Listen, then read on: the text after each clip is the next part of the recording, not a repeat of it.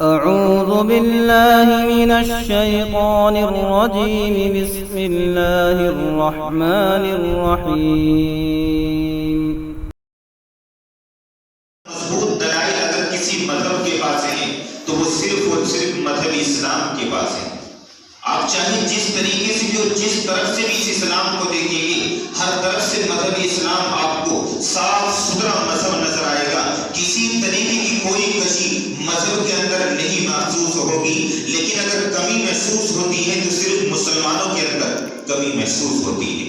ہم صرف مذہب جانتے ہیں کہ ہمارا مذہب کیا ہے، ہم یہ کہتے ہیں کہ ہم مسلمان ہیں، لیکن مذہب سکھاتا کیا ہے یہ ہمیں نہیں معلوم ہے. ہر ایک آدمی جو بھی کلمہ پڑھنے والا ہے، چاہے وہ یہاں کا رہنے والا ہو، باہر کا رہنے والا ہو، جہاں کا بھی رہنے والا ہو، آپ کسی مسلم سے پوچھیں گے تمہارا مذہب کیا ہے تو وہ فوراً کہے گا کہ ہمارا مذہب اسلام ہے. لیکن اسلام سکھاتا کیا ہے، اسلام بتاتا کیا ہے؟ حالانکہ اسلام دنیا کے اندر ایسا مذہب ہے جو زندگی گزارنے کا ایک ایک طریقہ، ایک ایک چیز آپ کو سمجھاتا ہے، لیکن ہم سمجھنا نہیں چاہتے ہیں.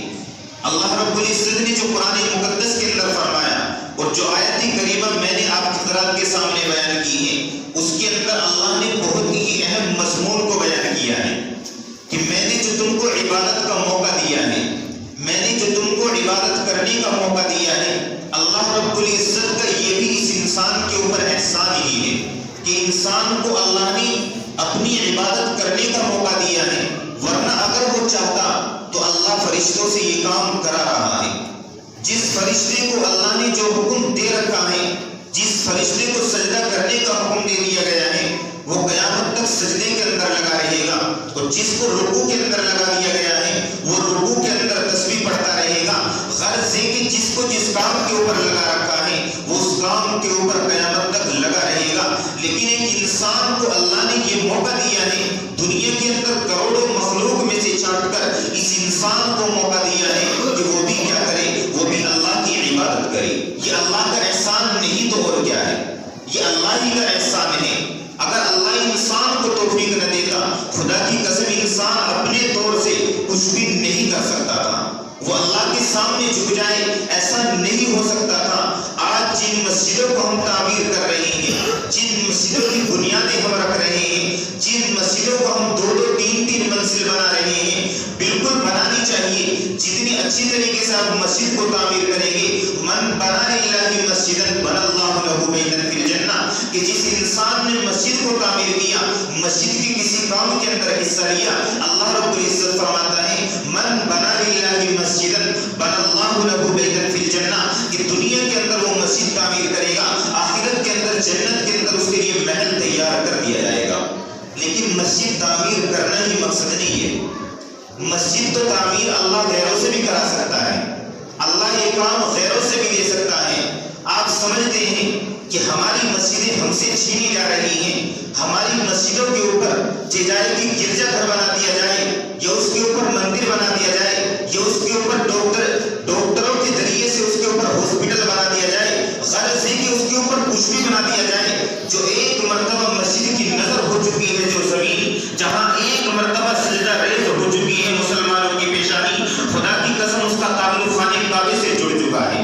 یہ زمین جو مسجد کی جس سرزمین پہ تم بیٹھے ہوئے ہو، یہ ایسی ویسی سرزمین نہیں ہے، بلکہ قیامت بھی آئے گی تو اللہ نے یہ بھی اعلان فرما دیا ہے کہ جس طریقے سے قیامت کا خانہ کعبہ محفوظ رہے گا، اس وقت یعنی ساری دنیا کے اندر زلزلہ طاری ہوگا.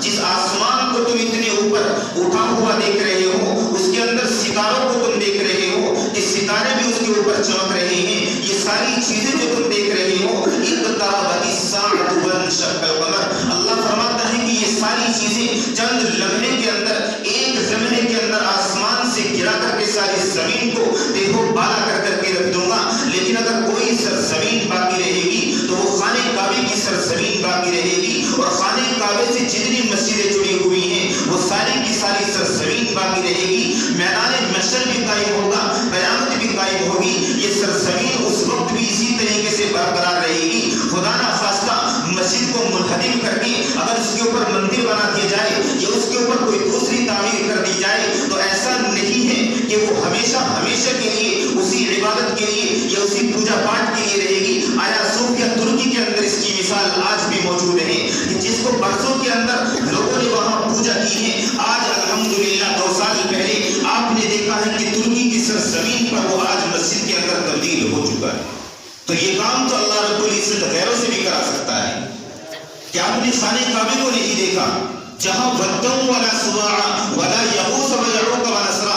اللہ خود قرآن کریم کے اندر فرما رہا ہے کہ جب تک مسلمانوں کی پیشانی مسجد کے اندر جھکتی رہے گی، خانہ کعبے کے اندر جھکتی رہے گی، جب تک تمہاری مسجدیں تمہارے پاس رہے گی، لیکن جب تم نے مسجدوں کے اندر آنا چھوڑ دیا، مسجدوں سے دور ہو گئے، خانقاہوں سے دور ہو گئے،